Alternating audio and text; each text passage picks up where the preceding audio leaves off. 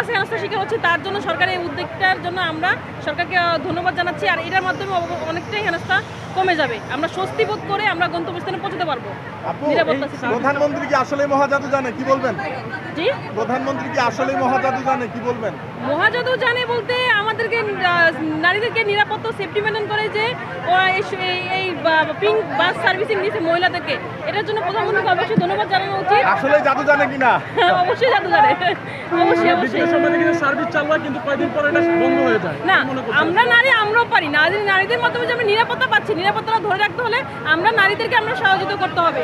একটা সমালোচনা হবেই, সমালোচনার মাধ্যমে আমরা বেঁচে থাকতে পারবো। অনেক বাসে দেখবেন যখন বাসটা মোটামুটি প্যাক থাকে, যাত্রীদের বেশিরভাগ এবং হেল্পাররা বলে যে নারীদেরকে বাসে নেওয়া যাবে না, কারণ বাসের জায়গা নেই, তারা দাঁড়াতে পারবে না। তো এই কারণে নারী বাস হওয়াতে বা মহিলাদের জন্য বাস সার্ভিস চালু হওয়াতে এটা নারীদের জন্য খুবই উপকারে আসবে। এবং আমি মনে করি এটা বাস সার্ভিসটা আরও বাড়ানো দরকার, যেন নারীরা স্বাচ্ছন্দ্যে মানে খুব সাবধানে বাসায় ফিরতে পারে, নিরাপদভাবে বাসায় ফিরতে পারে। নিরাপদ মনে করবেন যাত্রী যারা উঠবে নারী? আমি নিজে তো নিরাপদ মনে করব।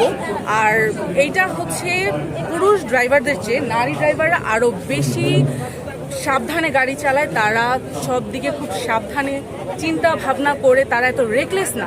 পুরুষ ড্রাইভাররা যেমন গাড়ি চালানোর সময় প্রতিযোগিতা করে, নারীরা কিন্তু এটা করবে না, তারা খুব সাবধানে আস্তে ধীরে গাড়ি চালাবে।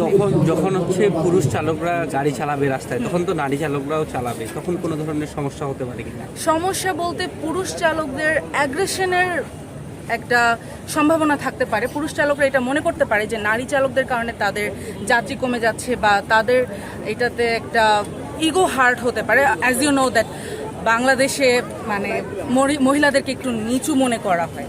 তো আমার মনে হয় এইটা ছাড়া আর কোনো প্রবলেম ফেস করা হবে না বা ফেস করবে না।